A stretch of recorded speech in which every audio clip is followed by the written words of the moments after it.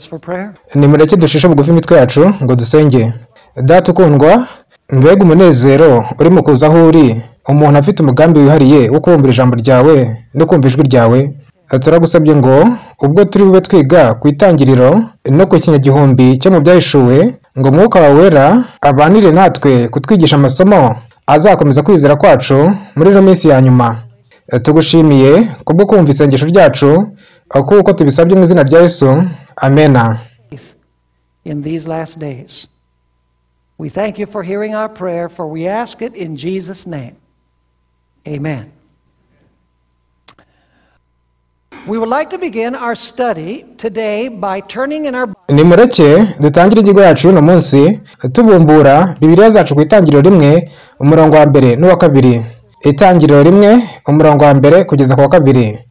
Twari twarasomye n'imirongo bishoboka ko twanayivuga mu mutwe, gusa hari ingingo enye nifuza gushimangira mu gihe twanzika inyigo yacu. Hagira hati: mu ntangiriro Imana yaremye ijuru n'isi. Isi yari itagira ishusho. Iyo ni imvugo ya mbere nifuza ko twitaho, ngo isi yari itagira ishusho kandi yarimo ubusa. Iyo ni imvugo ya kabiri. Hahera ko hakagira hati: umwijima. Icyo ni icya gatatu, ngo umwijima wari hejuru y'umuhengeri. Imuhengeri ni icya kane, ni ijambo ry'igiheburayo tehom. Kandi umwuka w'Imana yagendagendaga hejuru y'amazi. Tuhabona ibitekerezo bine. Mbere y'irema isi yari itagira ishusho, irimo cyangwa se iriho ubusa, icuza umwijima, ndetse bikavugwa ko yari umworera cyangwa se umuhengeri. Birumvikana ko Imana, uwo twamaze gutahura ko aba ari Yesu Kristo, Imana iherako ikarema ino si ngo uyishyire kuri gahunda kandi ngo uyuzuze kuko yarimo ubusa. Sindi bwirirwe nsoma imirongo yo mu itangiriro ivuga kuri gahunda y'irema. Ngiye gusa kujya mvuga iyo mirongo ndetse n'icyo Imana yakoraga kuri uwo munsi nyirizina. Ngiye kubikorera umugambi wihariye. Birumvikana ko ku munsi wa mbere Bibiliya ivuga ko Imana yaremye umucyo. Mu yandi magambo, yeyuyeho umwijima, umucyo uraboneka. Ku wa kabiri Imana yaremye isanzure. Mu buryo bw'ibanze bivugwa nk'Imana gutandukanya amazi n'andi, amwe yashyira hejuru y'isi naho andi iyashyira munsi yayo. Amwe yashyize hejuru y'isi kugira ngo akore akayunguruzo k'izuba kagari cyane, tubivuze dutyo, naho andi iyashyira munsi yayo kugira ngo ineteshe isi mu byo wagereranya na sisiteme mwuhizi yikoresha. Ubwo rero ku munsi wa kabiri Imana yashyize amazi amwe hejuru naho andi iyashyira munsi, ari nayo masoko, tubivuze dutyo. Ku munsi wa gatatu Imana yaremye ubutaka bwumutse, ndetse no ku isi iharema ibiti, ibihingwa, ibyatsi n'indabyo. Ku munsi wa kane tubona ko Imana yaremye izuba, ukwezi n'inyenyeri. Ku wa gatanu Imana yaremye ibintu bibiri. Yaremye amafi yoga mu mazi ndetse n'inyoni ziguruka mu kirere. Ku munsi wa gatandatu tubona ko Imana yaremye inyamaswa zo ku butaka, maze kera kabaye ikanarema umugabo n'umugore. Ubwo Imana yarangizaga umurimo wayo w'irema, tubona ko yitegereje ibyo yari yaremye maze ikabona ko byari byiza cyane. Buri munsi byabaga ari byiza, gusa ubwo yarangizaga kurema ku munsi wa gatandatu yabonye ko byari byiza cyane. Yari yaremye umucyo, isanzure, ubutaka burumbuka, ibimera, izuba, ukwezi n'inyenyeri, inyoni n'amafi, inyamaswa zigenza ku butaka ndetse n'abantu. Ubwo rero isi yari kuri gahunda kandi yujujwe. Igitabo cy'ibyahishuwe kigaruka ku byago 7 karundura bizababaza rwose ino si mbere yo kugaruka kwa Yesu Kristo. Nanditse icyago cya 7 gisozanya no kugaruka kwa Yesu Kristo. Icyo bino byago bizakora ni uko bizavuguruza irema, bigasubiza isi uko yari iri mbere y'uko Imana iyishyira kuri gahunda ngo yuzuze. Mu yandi magambo, ibyago bikwiye kumvwa nk'iremura cyangwa se kuvuguruzwa kw'irema no gusubira mu kajagari cyangwa se akaduruvayo isi yarimo ku ikubitiro. Ndifuza ko tubumbura Bibiliya zacu muri Yeremiya igice cya 4, kubera ko aho ariho hasobanurwa imimerere y'isi nk'ingaruka y'ibino byago ndetse nk'ingaruka yo kugaruka kwa Kristo. Yeremiya 4:19. Hano Yeremiya aba yitegereza ikiza kibaho cya kumiro. Ku murongo wa 19 hagira hati: yewe bugingo bwanjye we, mfite umubabaro mu gisenge cy'umutima wanjye, umutima wanjye urandihagura, naniwe kwiyumanganya, mu yandi magambo umutima we uba udihagura ukubita vuba cyane. Akomeza agira ati kuko bugingo bwanjye wumvise ijwi ry'impanda impuruza y'intambara. Urumva ko igituma umutima wa Yeremiya umudihagura mu gituza ari uko aba yumva ijwi ry'impanda ariyo mpuruza y'intambara y'Imana ishobora byose. None ikibazo ni iki? Mbese ni ikihe cyaduka Yeremiya bariho arabona muri uno murongo tumaze gusoma? Kimwe cyo bigusaba ni ukujya mu isezerano rishya. Ndi buvuge gusa iyo mirongo kubera ko musanzwe muyizi rwose.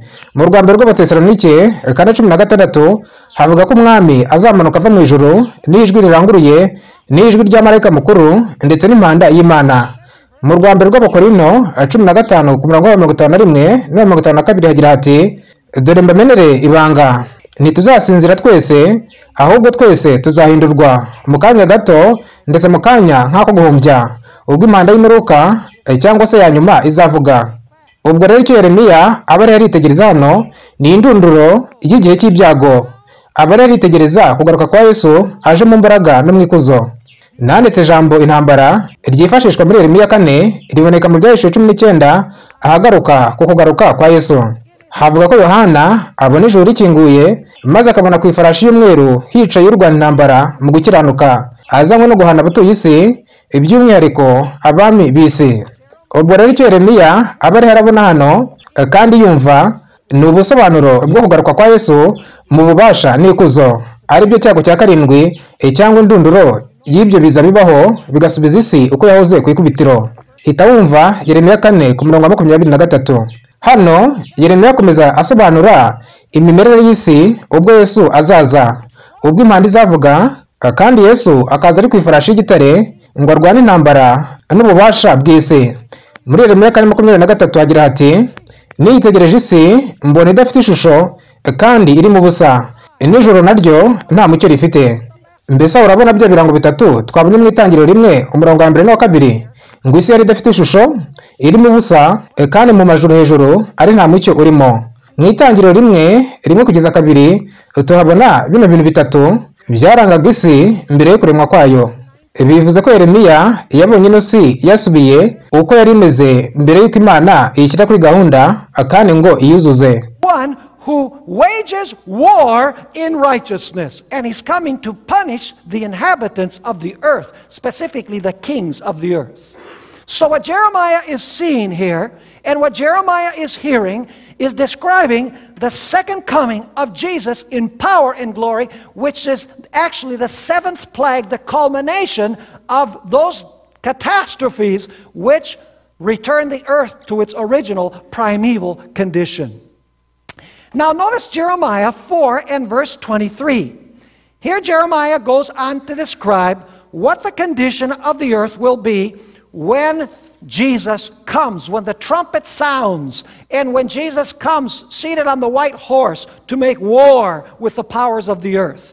It says there in Jeremiah chapter 4 and verse 23, I beheld the earth, and indeed it was without form and void, and the heavens, and they had no light.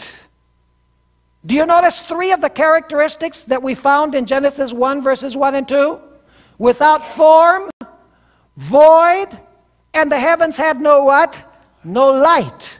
In Genesis 1 and verses 1 and 2, we find these 3 characteristics before the creation of this world, which means that Jeremiah saw that this world returned to the condition that it was in before God proceeded to put the planet in order and before he filled this world.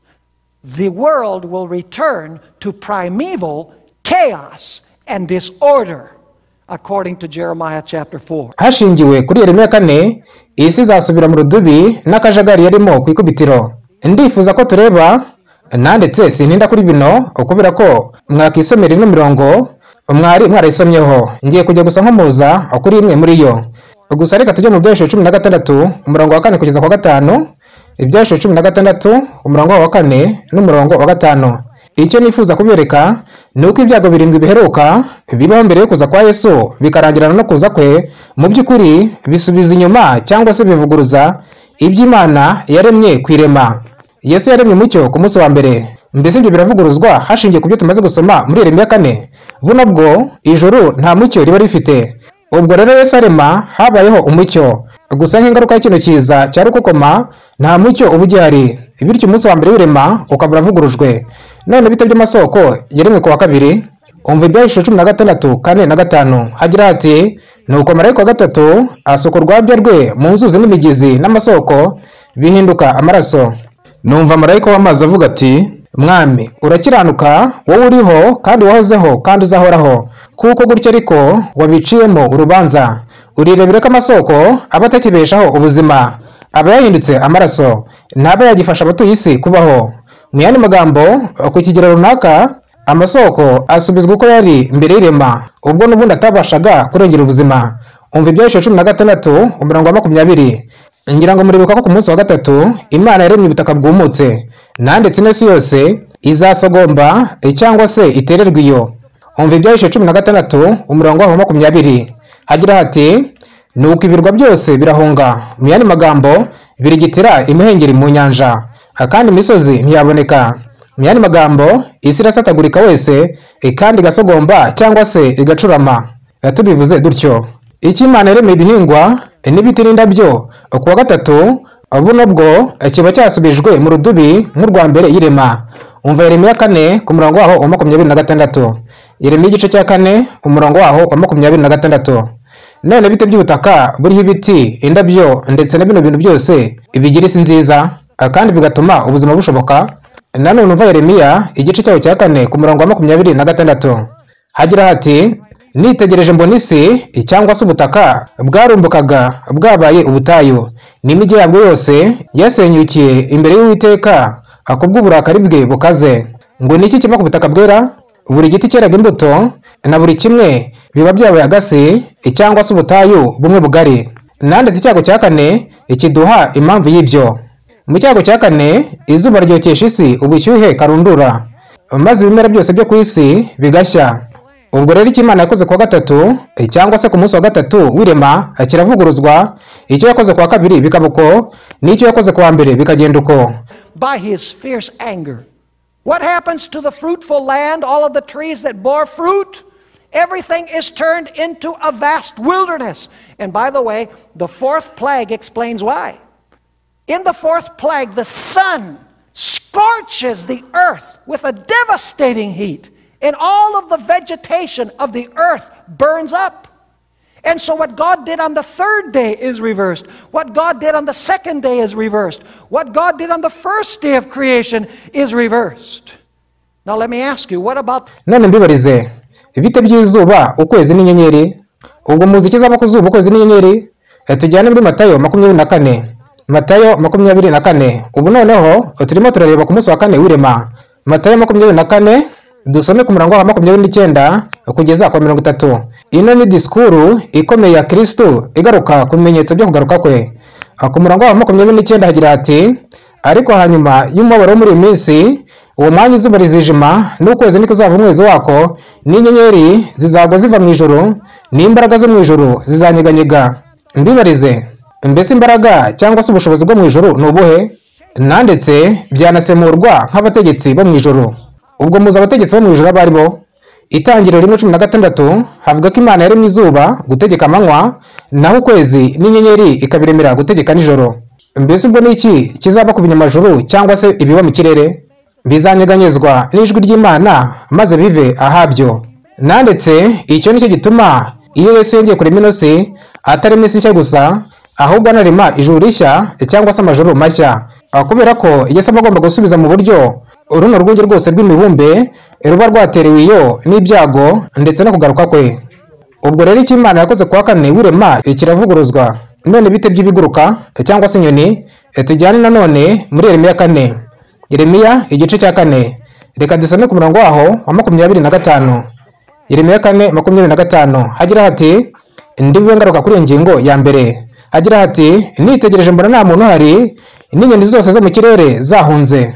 Ni ukuvuga ko inyoni zose zo mu kirere cyangwa se zo mu majuru zari zapfuye. Bite by'amafi cyangwa se biba mu mazi Imana yaremye ku 5 w'irema. Nanone tujyane mu Byahishuwe 16. Ibyahishuwe 16. Nimureke dusome umurongo wa 3 Ibyahishwe 16 umurongo wa 3 hagira hati nuko marayika wa kabiri asuka urwabya rwe mu nyanja ihinduka amaraso nk'ay'intumbi ikintu cyose cyo mu nyanja gifite ubugingo kirapfa mbese hasigara inyoni zingahe nta nimwe amafi yo nazo nuko nawe izuba ukwezi n'inyenyeri bikurwa habyo ibitesi by'ubutaka burumbuka bihinduka agase nta bimera biba bigihari amazi meza iyasigasiraga ubuzima aba yahindutse amaraso izuba Imana yaremye ku munsi wa mbere ntiriba rikiboneka. In the sea died. How many birds? None.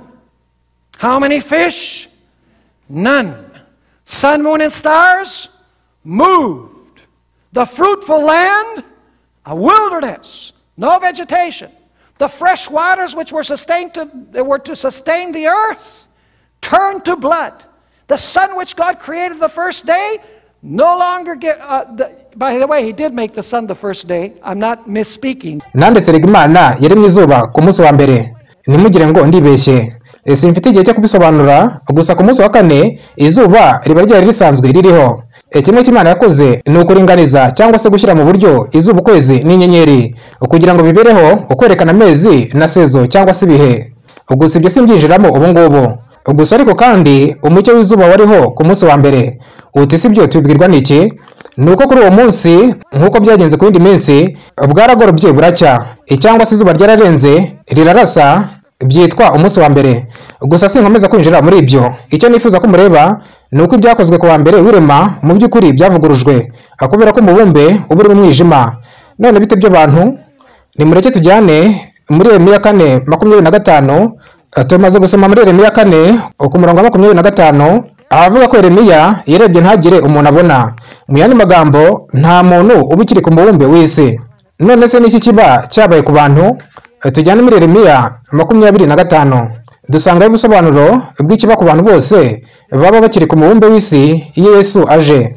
Muri Yeremiya 25 umurongo wa 33 hagira ati uwo munsi abishwe n'Uwiteka bazaba hose uhereye ku mpera y'isi ukageza ku yindi. Ntibazaririrwa cyangwa ngo bakoranywe habe no guhambwa. Bazaba nk'amase ari ku gasozi. Ngo ni iki kizaba kuri abo bantu bose basigaye ku mubumbe w'isi? Bazakora iki? Bazapfa maze imirambo yabo inyanyagire hirya no hino ku isi kuva ku mpera imwe y'isi kugeza ku yindi. Mbese byaba bisobanutse mu bwenge bwanyu ko ibyago no kugaruka kwa Kristo mu by'ukuri biremura cyangwa se bivuguruza buri kimwe Imana yaremye mu cyumweru kirema? Mbabaze, mbese n'abantu bangahe bazabasha kubaho ku mubumbe w'isi mu kinyagihumbi? Mbese barya bate, bakanywa bate, bakabaho bate ari nta rumuri? Niba ino si isubira mu kaduruvayo n'urudubi yarimo mbere y'irema, nta buryo n'ubwo na bumwe yasigaramo ubuzima cyangwa se ikinyabuzima. Nk'uko byari biri mbere y'uko Yesu ayishyira kuri gahunda akanayuzuza, n'ubundi ntizashobora gusigasira ubuzima. Bishoboka ko hari urimo uragira uti ariko Pastor Bo, Imana izarema ijoro n'isi bishya. Ibyo ni ukuri gusa biri inyuma y'ikinyagihumbi. Si mu kinyagihumbi cyangwa mbere yaho, ahubwo ni inyuma yaho. Bene data, ubwo rero icyo dutahura iyo tugereranije itangiriro n'ibyahishuwe ni uko mu itangiriro Yesu yaremye ino si akayishyira kuri gahunda akayuzuzamo buri kimwe. Gusa nk'ingaruka y'ibyago ndetse no kugaruka kwa Kristo ino si ikaba izasubira uko yahoze ku ikubitiro mbere y'irema. Iyo niyo pica y'Ibyahishuwe 16 na Yeremiya igice cya 4. And so, folks, what we find when we compare Genesis with Revelation is that in Genesis, Jesus created this world. He put it in order. He filled it.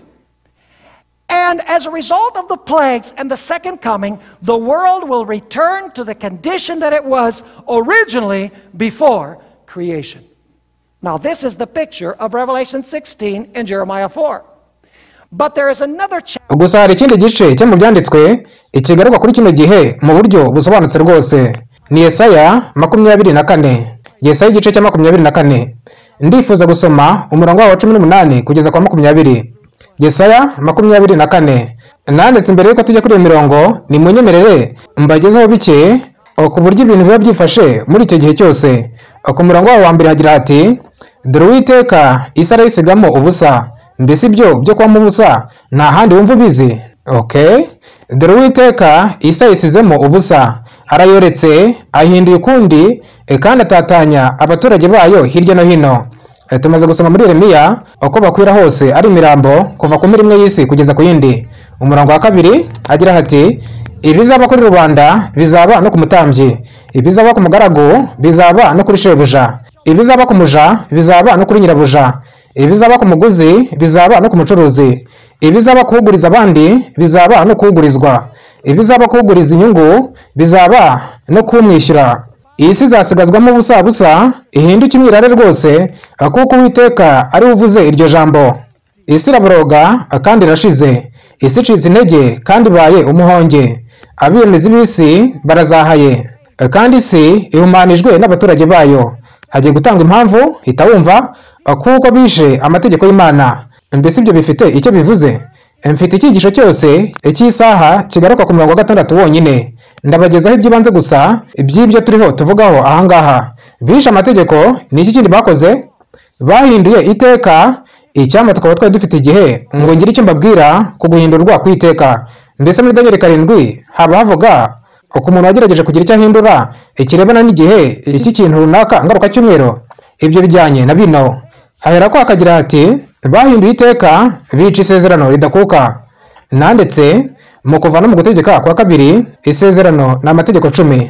Mu yandi magambo igituma habaho uno musaka na rino rimbuka nuko abantu babisha amategeko y'Imana bagahindura iteka ryayo. Nandetse iryo teka rijyanye n'ibihe Imana yashyizeho ngo haziririzwe ibintu runaka, kandi ngo bishe isezerano rihoraho ry'Imana. Ngiye impamvu itera irimbuka. Hita wumva uko dukomeza tubwirwa aho muri Yesaya 24 ku murongo wa 6. Nanone hagira hati nicyo gitumye umuvumo utsemba isi n'abayibamo bagahinduka umusaka. Nicyo gitumye abaturage b'isi batwikwa hagasigara abantu bake. Dukeneye guhagarara aho gato ngo hasigara abantu bake.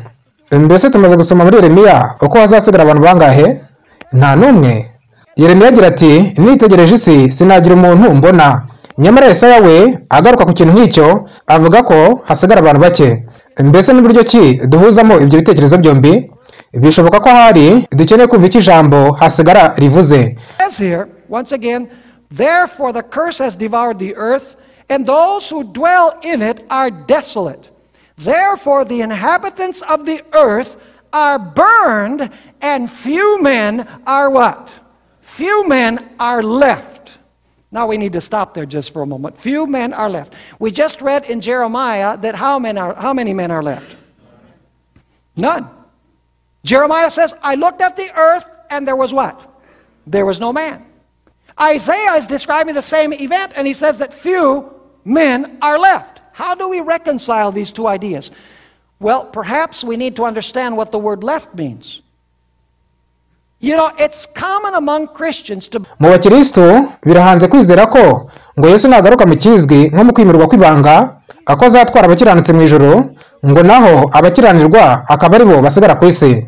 Ubwo rero mu yandi magambo ngo abasigara n'abakiranirwa, naho batwarwa bo cyangwa se abajyanwa n'abakiranutse. Nyamara mbafitiye agashya, ni imbusane rwose y'ibyo. Abajyanwa n'abatwarwa cyangwa se abahitanwa n'irimbuka, naho basigara bo n'abasigara ari bazima nyuma y'irimbuka riziye. Uti si bitubwirwa n'iki? Nimureke dusubire mu Itangiriro igice cya 7. Itangiriro 7:22 kugeza 23. Dufite akamenyero ko kwiremera ino migenzo maze si ukwisubiramo umwaka ku wundi. Inshuro gahishyi nitwigera twiga ibintu bwacu, bityo tukagira bene imyemerere. Nandetse rega mu buryo bwa teolojiya ni ukuri ko Yesu naza azatwara abantu be mu ijuru, naho bakiranirwa bo bagasigara inyuma. Nyamara icyo si cyo ikino cyanditswe kiba kirimo kivuga. Icyo kiba kivuga ni uko abakiranirwa bazatwarwa cyangwa se bazahitanwa n'irimbuka, naho abakiranutsi bo bagasigara. Mbese muribuka ko Yesu yavuze ko uko byari biri mu minsi ya Nowa ari nako bizaba kukuza k'Umwana w'umuntu?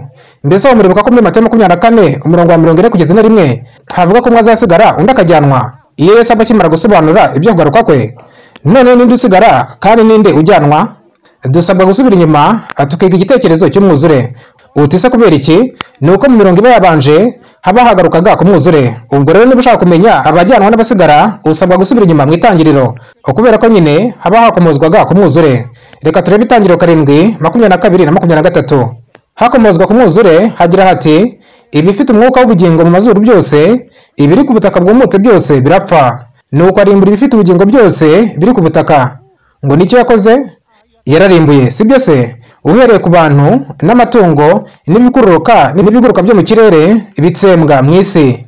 Nowa wenyine n'abo yari kumwe nabo muri ya nkuge abarimo basigara ari bazima, nk'uko bivugwa mu ngeri nshya yitiriwe umwami Yakobo.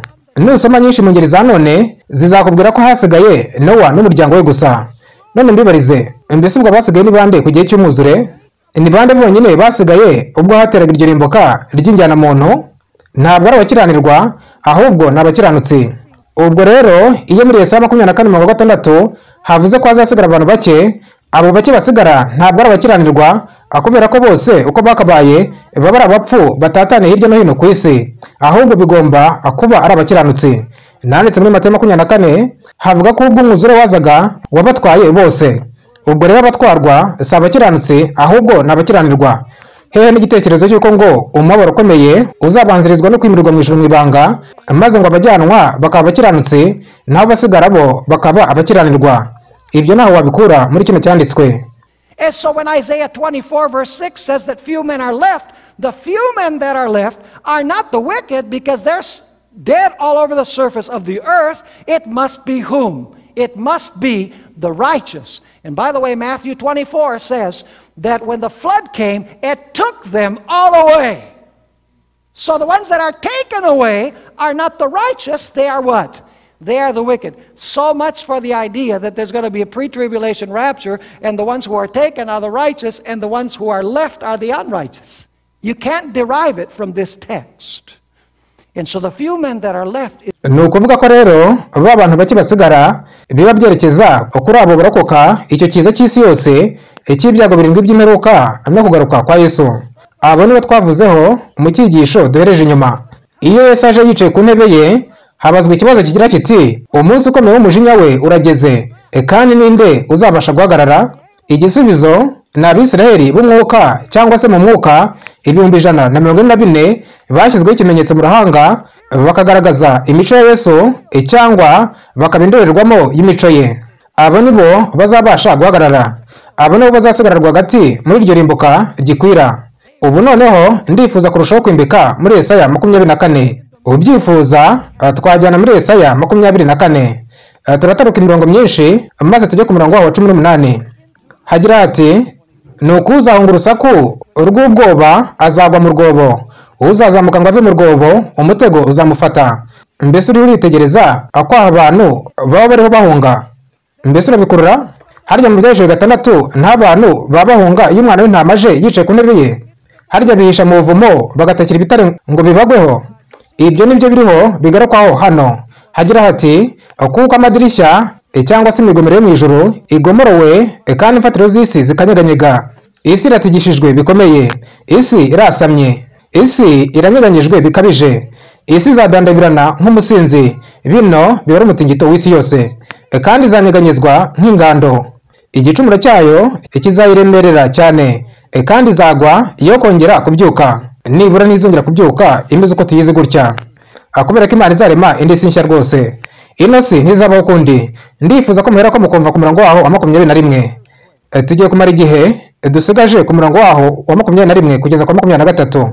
Ku murongo wa 21 hagira ati, uwo munsi, uwuhe munsi? Ni uwuhe munsi ubu ukimara kugarukwaho nk'uko tumaze kubibona? Ni umunsi wo kuza kwa Kristo, ubwo isi izarimburwa ikasamuka cyangwa se karangara. Hagira hati, uwo munsi hejuru iyo Uwiteka azahanayo ingabo z'abakizwe ijuru, naho ku isi hasi ahahane abami b'isi. Nanditse ingeri za none zivuga neza uno murongo akurusha ingeri nshya cyangwa iya kera zitiriwe umwami Yakobo. Nanditse ubuhinduzi bwiza cyane nabashije kubona, nubwo mu ngeri fatizo ivuguruye. Ahavuga ko mu ijuru Uwiteka azahanayo ingabo z'ijuru, naho ku isi agahana abami b'isi. Ngo ingabo zo hejuru mu ijuru ndetse n'abami b'isi bari ku isi. Mbese uritegereza ko aha tuhafite amatsinda abiri azahanwa Yesu naza. Rimwe ni ingabo z'ijuru ziri mu ijuru, naho irindi ni abami b'isi bari ku isi. Sinibwira ko hari uwo muri twe ufite ibibazo byinshi cyane kuri abo bami b'isi bari ku isi.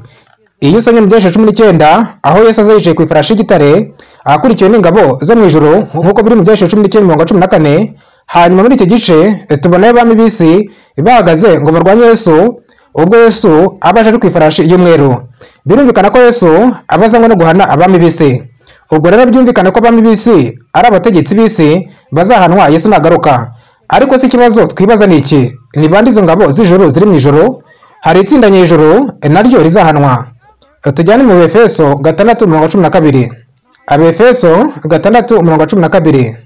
Hano tugaragarizwa izo ngabo z'abo mu ijuru cyangwa se abashyizwe ijuru nk'uko biri mu ngeri nshya yitiriwe umwami Yakobo. Abefeso 6:12 hagira hati kuko tudakirana n'umubiri n'amaraso. Mbese ibyo ibyuko tudakirana n'umubiri n'amaraso bishatse kuvuga iki? Umubiri n'amaraso bihagarariye inyoko muntu. Mu Baheburayo 2:14 havuga ko nk'uko abana bahuje umubiri n'amaraso ari nako nawe ubwe yahuje ibyo nabo.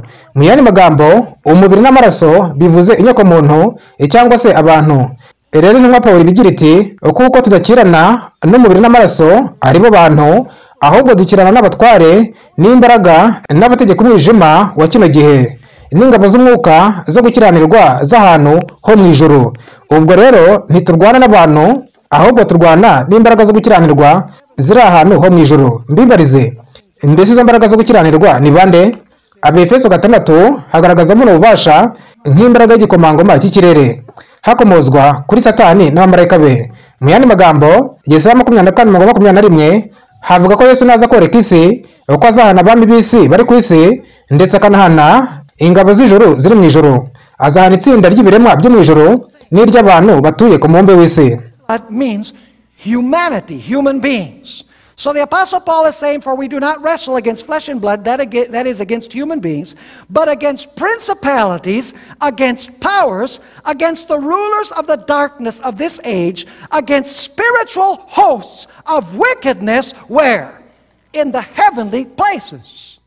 So we are not struggling against human beings, we are struggling against powers of wickedness in heavenly places. Let me ask you, who are those powers of wickedness?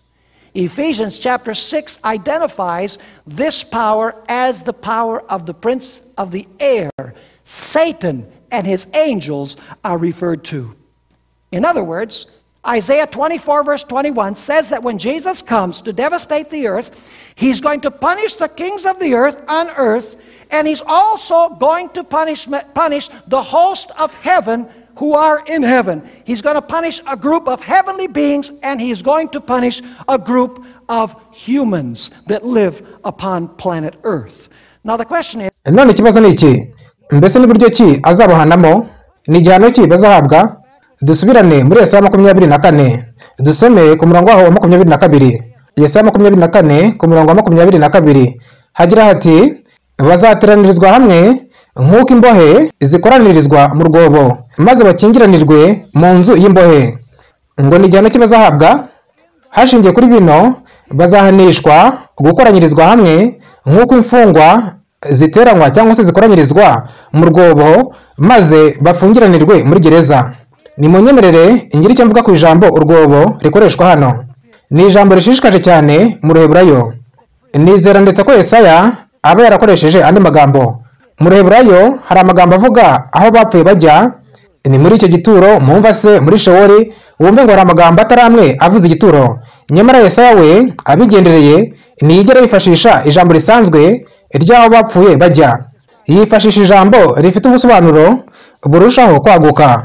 Mbese n'iki nshatse kumenyesha?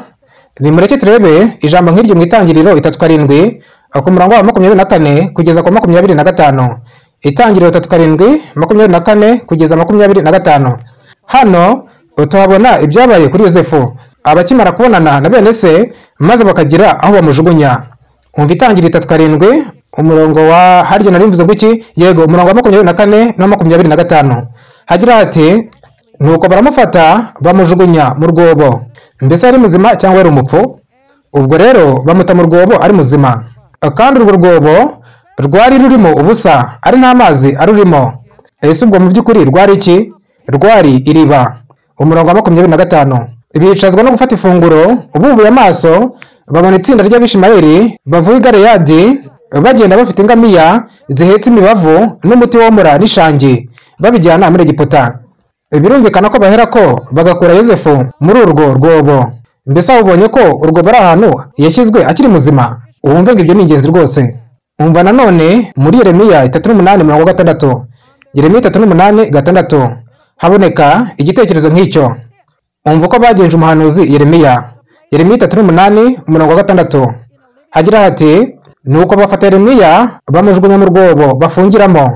Urumve ko hano ho bidasemurwa nk'urwobo, ahubwo ko ari urwobo bafungiramo, gusa narwo ruba ari igitega cyangwa se iriba.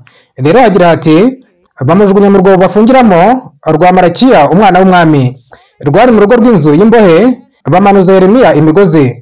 Muri urwo rwobo nta mazi yari arimo, keretse ibyondo gusa. Nuko Yeremiya asaya mu isayo, ni ukuvuga mu ibumba cyangwa se mu rwondo.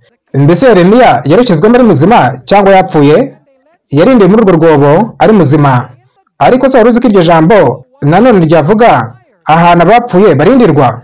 Umva Yesaya 38, Yesaya 38 ku murongo wa 18, Yesaya 38 umurongo wa 18.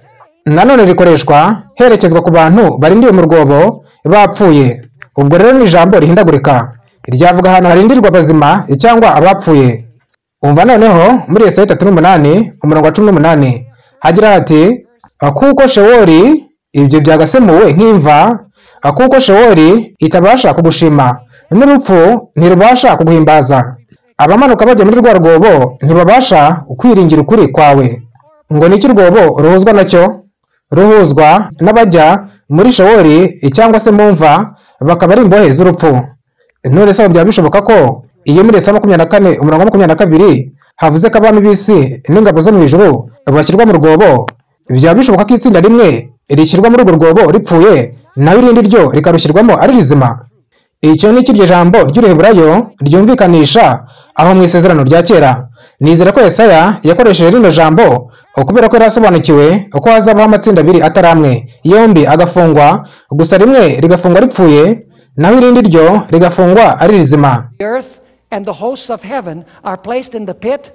That one group is placed in the pit of death, so to speak, and the other group is placed in the pit in a living state. That's what the Hebrew word indicates in the Old Testament. I believe Isaiah uses this word because he knew that there were going to be two different groups. Both were going to be imprisoned. But one was going to be imprisoned being dead, and the other group was going to be imprisoned being alive. Now the question is, none ikibazo ni iki? Ninde muyobozi wa zino ngabo zo mu ijuru zizahanwa? Tujyane mu Byahishuwe igice cya 20.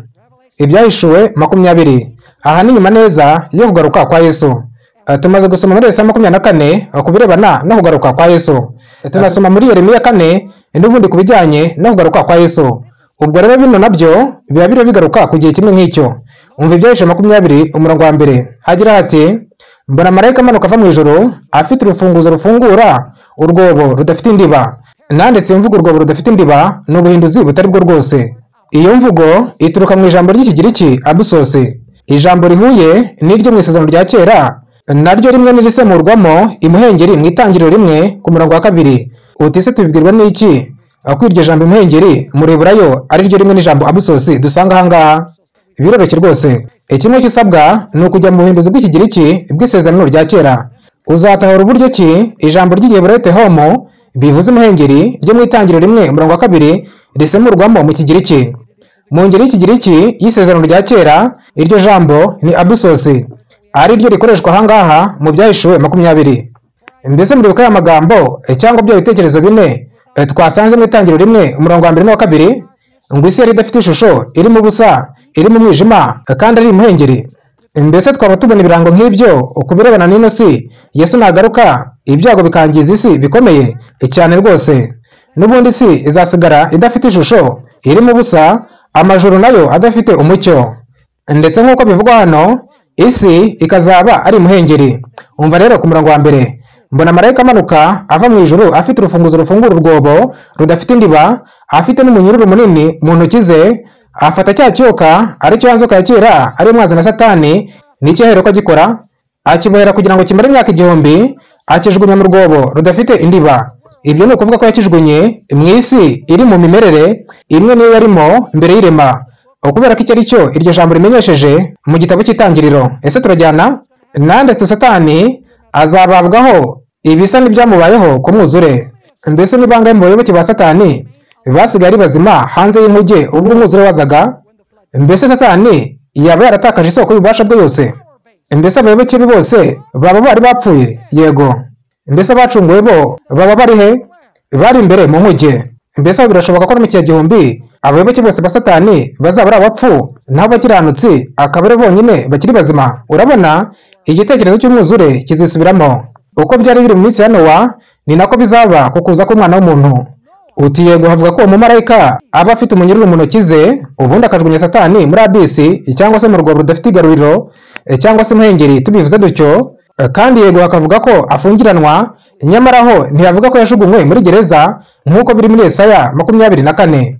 Wowe gusa tujyane ku murongo waho wa 7, Ibyahishe 20 ku murongo wa 7, hagira hati iyo myaka igihumbi nishira Satani azabohorwa ave muri gereza cyangwa se aho yarabohewe. Mbese ubwo za ngabo z'abashyizwe ijuru ni bande? Ni bande ngabo zo mu ijuru? Ni Satani n'abamarayika be. Mbese n'uburyo ki bazaboherwamo kuri ino si? Mbese bazaba bapfuye cyangwa ari bazima? Bazaba ari bazima. Bite se iby'abayoboke be bose bakiranirwa b'abantu? Abayoboke be bose bazaba ari abapfu. Birashishikaje ukuntu bino bisobanurwamo mu Byahishe 20. Mu Byahishe 20 havuga ko ku itangiriro ry'imyaka igihumbi Satani azabohwa, ku iherezo ryayo akabohorwa. Uti se ni gute wakumvamo iki ibyo bivuze? Biroroshye rwose. Mbese ubushobozi bwa Satani buherereye ahagana he? Mbese adafite abantu hari imbaraga bafite? Oya. Mbese n'iki kiba ku bakiranirwa bose iyo Yesu aje barapfa? Mbese ubwo Satani asigarana ubushobozi bungana iki? Nta na buke. Ariko se n'iki kizabaho nyuma y'ikinyagihumbi? Hashingiwe ku Byahishe 20:5, abapfuye basigaye bazongera babeho. Abapfuye basigaye bagombe kuba ari abakiranirwa, kubera ko abakiranutse bapfuye bo bazuka ku itangiriro ry'imyaka igihumbi maze bakajyanwa na Yesu mu ijuru. Ese turajyana? Ubwo rero abapfuye basigaye bazuka nyuma y'ikinyagihumbi. Mbese n'iki Satani abasubiranye agarukana isoko y'ububasha bwe. Ubwo rero kubohwa no kubohorwa bya Satani bijyanye n'imimerere y'isoko y'ububasha bwe ari bakiranirwa. Iyo bapfuye ababoshywe, baba bazima akaba abohowe. Ni ibyo nta bindi. Nimureke noneho dusubire muri Yesaya 24, hanyuma dusome umugabane uhera w'umurongo waho wa 22. Yesaya 24:22. Mbibarize, mbese ikinyagihumbi cyaba cyigishwa mu isezerano rya kera mu buryo busobanutse? Yego cyangwa oya? Urabona, iyo ugiye mu Byahishe 20 gusa ntujye mu isezerano rya kera ugira ipica ituzuye. Nyamara igiye mu itangiriro ukajya muri Yeremiya, muri Yesaya, maze ukahagereranya n'Ibyahishe 20, buri kimwe kirumvikana. Rero umva nanone muri Yesaya 24 ku murongo wa 22 hagira hati bazateranirizwa hamwe nk'uko imbohe ziteranirizwa mu rwobo, bazakingiranirwa mu nzu y'imbohe, kandi iminsi myinshi nishira bazahanwa. Reka tube duhagarariye aho. Ngo iminsi myinshi nishira bazahanwa. Ni bande bazahanwa? Ni ba bami b'isi n'ingabo zo mu ijuru. Ngo iminsi myinshi nishira. Mbese iyo minsi myinshi ingana n'iminsi ngahe? Ntibigusaba ubuhanga buhanitse ngo utahure ko iyo minsi myinshi ari imyaka igihumbi yo mu Byahishuwe. Nandetse twahoze twizerera mu ihame ry'uko umunsi uhwanye n'umwaka mu gusobanurwa k'ubuhanuzi. Mu buhanuzi iminsi ihwanye n'imyaka. Hano uhafite igihamya. Bamwe babaza igituma tudakoresha ihame ry'uko umunsi uhwanye n'umwaka igihe dusobanura imyaka igihumbi yo mu Byahishuwe. Bati ni kuki mutavuga ko ihwanye n'imyaka 360? Biroroshye rwose. Impamvu nuko Bibiliya ubwayo itwihera iryo hame. Muri Yesaya havuga iminsi myinshi, cyangwa se ushatse uvuge iminsi igihumbi, nk'uko hari ubw'ijambo igihumbi ryifashishwa mu byanditswe mu kumvikanisha ubwinshi bw'ibintu. Ni mu gihe mu Byahishuweho hitiye iminsi myinshi imyaka igihumbi. Ubwo rero iyo ugiye muri Yesaya ubwo ntavuga iminsi, naho mu Byahishuweho iyo minsi igasobanurwa nk'imyaka. Ubwo rero ntibigusaba kwirinda gukoresha iryo hame ry'uko umunsi ungana n'umwaka mu Byahishuwe, kubera ko Yesaya arikoresha. Ese turi kumwe? Rero ngo iminsi myinshi nishira bazahanwa. Mbese ubwo igihano cy'abakiranirwa kirimo ibyiciro bingahe? Wumve ngo bigusaba kuba umusomyi ubyitondera kugira ngo utahure bino. Mbese barahanwa iyo Yesu aje? Mbese bajugunywe muri gereza baba bahanwe? Mbese twabisomye cyane rwose. Ku murongo wa 21 na 22 havuga ko bahanwa bakajugunywa muri mabuso cyangwa se mu rwobo. Ibyo bikaba icyiciro kibanza. Ariko saho witegereje ko hano bavuga ko iminsi myinshi nishira bazahanwa. Mbese ubwo igihano kibanza nicyo cya burundu? Ntibyaboko, kubera ko na nyuma y'iminsi myinshi bahanwa. mu yandi magambo igihano cy'abakiranirwa kirimo ibyiciro bibiri. Bite se n'igihano cya Satani nacyo kirimo ibyiciro bibiri. Ese Satani yaba arimburwa iyo Yesu aje? Mbese abakiranirwa baba bahabwa igihembo cyabo iyo Yesu aje? Oya. Has how many stages? It has 2 stages. The punishment of Satan has how many stages? 2 stages. Is the devil destroyed when Jesus comes? Do the wicked receive their reward when Jesus comes? No. Now, I want you to know. Ndifuza ko mureba ko abakiranirwa bapfa impfu ebyiri zifitanye isano n'ibyo turiho tuvugaho. Urabona, iyo Yesu aje abakiranirwa bose baricwa, bose bagapfa. Ese ibyo tubyemeranyaho? Nta muntu n'umwe usigara ku mubumbe w'isi ari muzima. Bake basigara ni abacunguwe. Gusa mu bakiranirwa nta n'umwe usigara. Bose barapfa kuva ku mpera imwe y'isi kugeza ku yindi. Ubwo rero bose baba barapfuye haba mbere yo kuza kwa Yesu cyangwa se iyaje. Mbese urwo ni urupfu rwabo rwa nyuma na nyuma. Mbese icyo nicyo gihano cya burundu cy'ibyaha byabo? Oya. Impamvu nuko na nyuma y'iki gihumbi abapfuye basigaye bazuka maze bagacirwa urubanza hashingiye ku byahishe 20 umurongo wa 11 kugeza kwa 15. Bacirwa urubanza hanyuma bagapfa. Iki icyo gitabo cy'ibyahishe cyita urupfu rwa kabiri. Ntihabaho urupfu rwa kabiri hatabanje kubaho urwa mbere. Mbese aho muribonera uko bino byoroshye rwose. Uko iyo Yesu aje abakiranirwa bose bapfa bagasigara mu rwobo rw'imbohe ari abapfu kumara imyaka 1000. Nyuma yaho bakazuka ubundi bagahanishwa urupfu rwa kabiri. Satani n'abamarayika be barahanwa iyo Yesu aje bagashyirwa mu buroko ari bazima, maze nyuma y'ikinyagihumbi bagahabwa igihano cyabo giheruka. Mbese bino byaba bibasobanukiye? Birumvikana rwose. Ni abantu bangahe bazabaho ku mubumbe w'isi mu gihe cy'imyaka 1000? Uramutse wise Satani n'abamarayika b'abantu nibo gusa bazaba bariho hano ku isi. Mbese ninde wundi washobora kuzabaho kuri Mose? Mbese Mose yazaba ikibasha gusigasira ubuzima? Ntibyakunda. Buri kimwe kiba cyasubiye uko cyahoze mbere y'irema, ubwo isi yari idafite ishusho, iri mu busa, amajuru acuze umwijima, ari agasi kitwa imhengeri cyangwa se umworera. Nta buryo abantu bazabaho ku mubumbe w'isi kandi irema ryavugurujwe. Nimureke noneho twihute tujye muri Yesaya 24 ku murongo wa 23. Umva ikibaho nyuma ya minsi myinshi. Ku murongo wa 23 hagira ati, ni ukuvuga nyuma ya minsi myinshi, ni uku kwezi kuzakorwa n'isoni n'izuba rimware. Mbese ibi ni biki? Ngo hanyuma y'iyo minsi myinshi ukwezi kuzakorwa n'isoni n'izuba rimware, kuko Uwiteka Nyiringabo azategekera ku musozi wa Siyoni ni Yerusalemu. Ngo ni iki kizagaragara nyuma y'iyo minsi myinshi? Ni umusozi Siyoni na Yerusalemu. Mbese ni iki kiba ku zuba n'ukwezi? Biramwara bigakorwa n'isoni. Mbese ibyo bimenyesheje iki? Atujyane mu byahishuwe 21. Mbese ni iki kimanuka kivuye mu ijuru nyuma y'ikinyagihumbi? Mbese nyuma y'iyo minsi myinshi cyangwa se y'imyaka 1000 haba hahera ko hakavugwa ibya Yerusalemu? Cyane rwose. Ibyahishuwe 21 umurongo wa 2 hagira hati, nuko mbona umurwa wera Yerusalemu nshya umanuka uva mu ijuru ku Mana, witeguye nk'umugeni urimbishirijwe umugabo we. Reka noneho dutabikira hasi ku murongo wa 23 hagira hati, uwo murwa ntugomba kuvirwa n'izuba cyangwa ukwezi, kuko ubwiza bw'Imana ari bwo buruvira, kandi umwana w'intama ari we tabaza ryawo. Mbese ubwo ibyo by'uko izuba n'ukwezi bizakorwa n'isoni bikamwara byaba bishatse kuvuga iki? Ni ukubera ko Uwiteka yicara ku musozi Siyoni, kandi umucyo we ukaba utyaye cyane, ku buryo izuba n'ukwezi bisabwa kwegerayo. Gusa nimunyumve neza, ntiyavuga ko hatazabayo izuba cyangwa ukwezi, kubera ko tuzagerayo igihe cy'ukwezi. Kandi buri uko ukwezi gutashye tukajya tujya kurya ku giti cy'ubuzima, hazabayo icyumweru, kubera ko buri sabato tuzajya tujya gusenga Uwiteka. Nimucyo dusome icyo cyanditswe twitonze. Kivuga ko mu murwa nyirizina, si mu isi yose, mu murwa nyirizina niho hatazakenerwa izuba cyangwa ukwezi. Ntiyavuga ko ari nta zuba cyangwa ukwezi bizabayo, ahubwo havuga gusa ko bikorwa n'isoni bikamwarira imbere y'ikuzo ry'Imana. Because we will go from month to month to eat from the tree of life. There is a weekly cycle because we are going to go from Sabbath to Sabbath to worship before the Lord. Let's read the text carefully. The text says there in the city, not all over the earth, in the city there is no need of sun or moon. It doesn't say that there isn't a sun and moon. They're simply ashamed and disgraced before the glory of God. And then, of course, birumvikana ko abakiranirwa bahera ko bakagota uwo murwa, ubundi Satani n'abamarayika be ndetse n'abakiranirwa bakarimburwa n'umuriro uturutse mu ijuru ku Mana. Imana izahera ko irema ijuru n'isi bishya, aho gukiranuka bizaba. Ndifuza noneho kugira ikibazo mbaza, mbese n'abantu b'Imana bazaba bari mu myaka 1000? Uno munsi abakristo babiha ubusobanuro bupfuye rwose. Bavuga ko azaza mu ibanga maze akajyana abantu be mu ijuru bakamara imyaka 7, hanyuma akazagaruka mu ikuzo agashinga ubwami bwe hano ku isi kumara imyaka 1000. Ibyo ntibishoboka.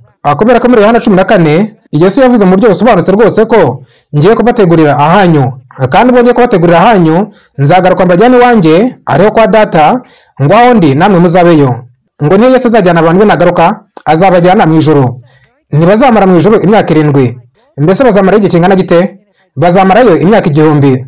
Nanditse mu Rwanda rw'Abatesalonike 4 hagaragaza neza ko umwami ubwo azaza amanutse ava mu ijuru arangura ijwi rirenga hamwe n'ijwi rya marayika mukuru n'impanda y'Imana, nuko abapfiriye muri Kristo nibo bazabanza kuzuka, maze natwe abazaba bakiriho basigaye duhere ko tujyana nabo tuzamuye mu bicu gusanganira umwami mu kirere. Yesu ntaza ngo agere hasi ku isi, nitwe tuzamurwa kubera ko azatujyana kwa se. Ese murankurike?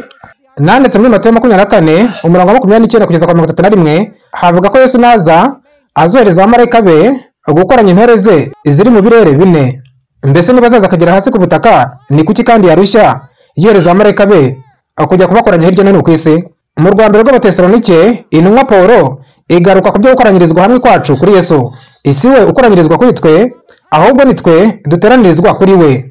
Mu yandi magambo, amatorero ababivuga uko bitari, iyo avuga ko Yesu azaza mu ibanga abantu be bakajyanwa mu ijuru kumara imyaka 7, hanyuma akagaruka kuri nosi akashinga ubwami bwe bw'iteka ryose butangirana n'imyaka 1000 y'amahoro n'uburumbuke. Down to the earth, why bother to send his angels to gather them? The Apostle Paul in 1 Thessalonians 5 speaks about our gathering together to him, not him to us, but us to him.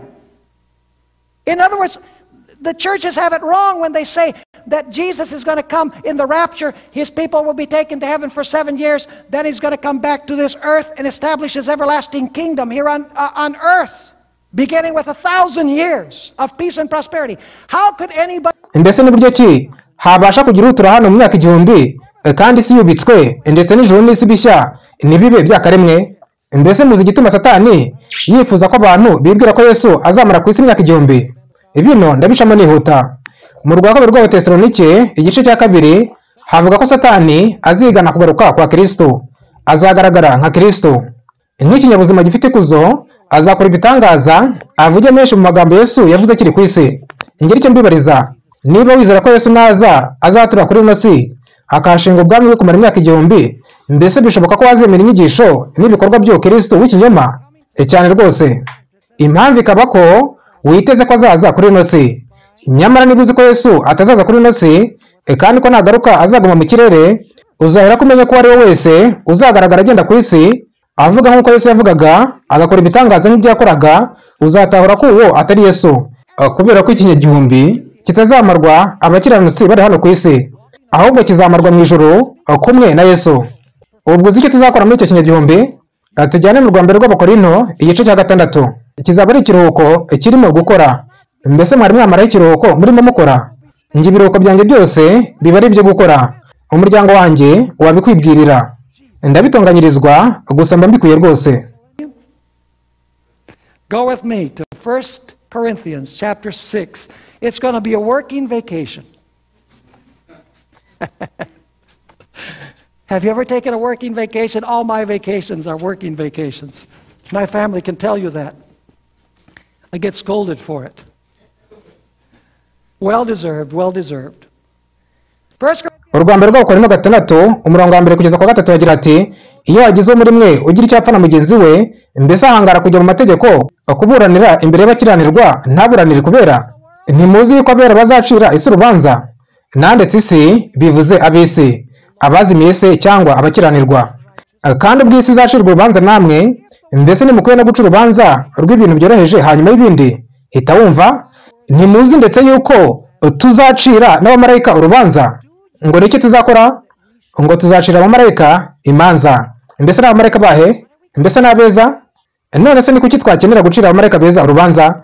Bigombe kuba ko tuzacira imanza abamarayika babi. Mu Byahishuwe 20:4 havuga ko abantu b'Imana bazuka ku itangiriro ry'ikinyagihumbi bimana na Kristo kumara imyaka 1000 kandi bagahabwa ubucamanza. Mu yandi magambo, bahabwa ubushobozi bwo gucira urubanza ba bandi basigara hano ku isi bapfuye, ba bandi baba bahitanywe n'irimbuka. Abo nibo bazacirwa urubanza mu ijuru, kandi igihano cya buri umwe cyandikwe mu bitabo. Maze nyuma y'ikinyagihumbi abakiranirwa nibazuka bagakoranwa na Satani n'abamarayika be ngo batere umurwa, Imana izerekana imibereho ya buri umwe uri hanze y'umurwa wera, inerekana iteka baciriweho mu rukiko rwo mu ijuru muri ya myaka 1000. Ibyahishuwe 15 havuga ko bazagira bati, Mana, inzira zawe nizo gukiranuka n'ukuri. Bazahera ko bisabire kurimburwa, hanyuma Imana ireme ijuru n'isi bishya, maze abagwa neza bazaragwa isi. Tuzabane na Yesu ubuziraherezo, aduhanagura amarira yacu yose kandi akureho urupfu burundu. Be destroyed by their own request. And then God will make a new heavens and a new earth. And the meek shall inherit the earth. And we shall live with Jesus forever and ever. And he will wipe away all tears. And he will remove death forever.